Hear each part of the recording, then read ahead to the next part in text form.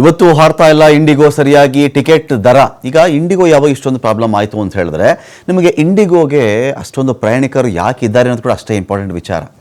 ಇದು ಯಾವುದೋ ಏರ್ ಇಂಡಿಯಾಗೋ ಇನ್ಯಾವುದೋ ಏರ್ಲೈನ್ಸ್ಗಳಿಗೋ ಈ ಪ್ರಮಾಣದಲ್ಲಿ ಪ್ರಯಾಣಿಕರು ಇಲ್ಲ. ಅದು ನಿಜ, ಅದು ಒಪ್ಕೊಳ್ಬೇಕಾದ್ದೆ. ಒಂದು, ಕೈಗೆಟುಕುವಂಥ ದರ ಇಂಡಿಗೋದಲ್ಲಿರುತ್ತೆ. ಕೈಗೆಟುಕುವಂತಹ, ಆಕಾಶದಲ್ಲಿ ಹಾರೋದಾದರೂ ಗಗನಕ್ಕೇರಿಲ್ಲ ಅದರ ದರ.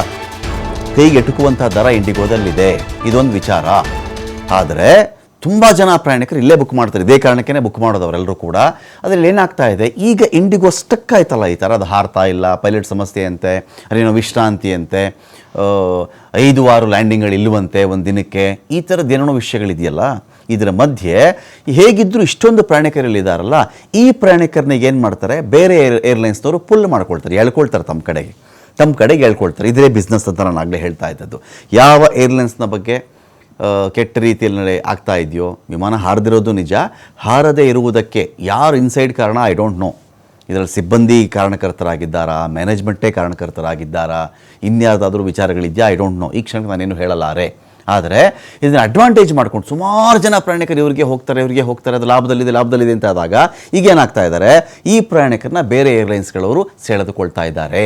ಹೇಗೆ ಅಂದರೆ, ಅಲ್ಲೆಷ್ಟು ರೇಟ್ ಇದೆಯೋ ಅಷ್ಟಕ್ಕೆ ಬಂದುಬಿಡಿಯಪ್ಪ ಇಲ್ಲಿ ಅಂತ ಅಲ್ಲ, ಅಲ್ಲಿಗಿಂತ 2 ಪಟ್ಟು 3 ಪಟ್ಟು 20,000ದಿಂದ 75,000ವರೆಗೂ ಏರಿಕೆ ಮಾಡಿದ್ದಾರೆ ಅಂದರೆ ನೀವು ಅರ್ಥ ಮಾಡ್ಕೊಂಬಿಡಿ. ಬೆಂಗಳೂರಿಂದ ಮುಂಬೈಗೆ ಹೋಗೋಕ್ಕೆ 74,000 ರೂಪಾಯಿ ಏರಿಕೆ ಅಂತೆ ಟಿಕೆಟ್ ದರ. ಈ ಪ್ರಯಾಣಿಕರ ಬೆಚ್ಚಿಬಿದ್ದುಬಿಟ್ಟಿದ್ದಾರೆ ಈ ದರ ನೋಡಿ. 75,000 ಅಂತ, 20,000ದಿಂದ 75,000ವರೆಗೂ ಎಷ್ಟು ಬೇಕಾದರೂ ಜಾಸ್ತಿ ಮಾಡಬಹುದು. ಮುಂಬೈಗೆ ಹೋಗಬೇಕಾ, ಬನ್ನಿ ಹತ್ತಿ ನಮ್ಮ ಫ್ಲೈಟು, 75,000 ಕೊಡಿ. ಇಲ್ವಾ, ಬೇಡ, ನಮ್ಮ ಫ್ಲೈಟಿಗೆ ನೀವು ಬೇಡ ಅಂತ. ಯಾರಿಗೆ ಯಾವ ಬಿಸ್ನೆಸ್ ಇದ್ರ ಮೇಲೆ ಹೋಗ್ತಿದ್ದಾರೋ, ಯಾವುದಾದ್ರೂ ಸಮಾರಂಭಕ್ಕೆ ಅಂತ ಹೋಗ್ತಾ ಇದ್ದಾರೋ, ಇನ್ನೇನೇನು ವಿಚಾರಗಳಿಗೆ ಪ್ರವಾಸಕ್ಕೆ ಅಂತ ಹೋಗ್ತಿದ್ದಾರೋ ಗೊತ್ತಿಲ್ಲ, ಪ್ಯಾಕೇಜ್ ಎಷ್ಟಿದೆಯೋ ಗೊತ್ತಿಲ್ಲ.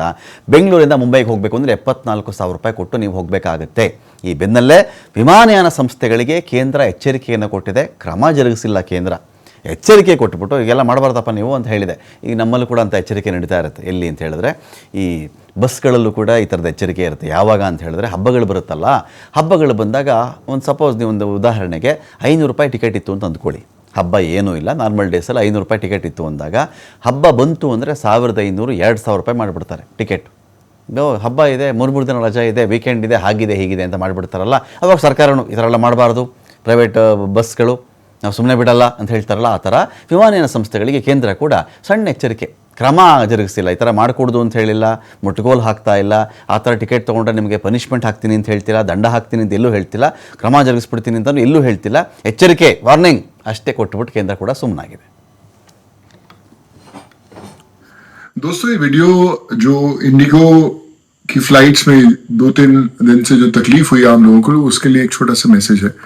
मेरा खुद का परिवार ट्रैवल कर रहा था और करीबन 4.5-5 घंटे उन्हें वेट करना पड़ा, और फिर फ्लाइट उड़ी, पहुंच भी गए. और बहुत सारी फ्लाइटें नहीं उड़ी, बहुत सारी कैंसिल हुई, बहुत सारे लोग शादियां नहीं अटेंड कर पाए, मीटिंग्स कैंसिल हुई, इवेंट्स कैंसिल हुए, बहुत तकलीफें हुई. लेकिन जो दुख की बात ये देखने को मिली कि उन एयरपोर्ट्स पे जब जितना जो स्टाफ था, ग्राउंड स्टाफ, उस पे कैसे लोग चिल्ला रहे थे. आई नो कि फ्रस्ट्रेशन होती है, दुख होता है और आप अपना गुस्सा निकालते हो, बट आप खुद को इमेजिन कीजिए उनकी जगह पर, जो खुद बेबस हैं, उन्हें पता नहीं कि आगे क्या स्केड्यूल्स हैं, कैसे फ्लाइट्स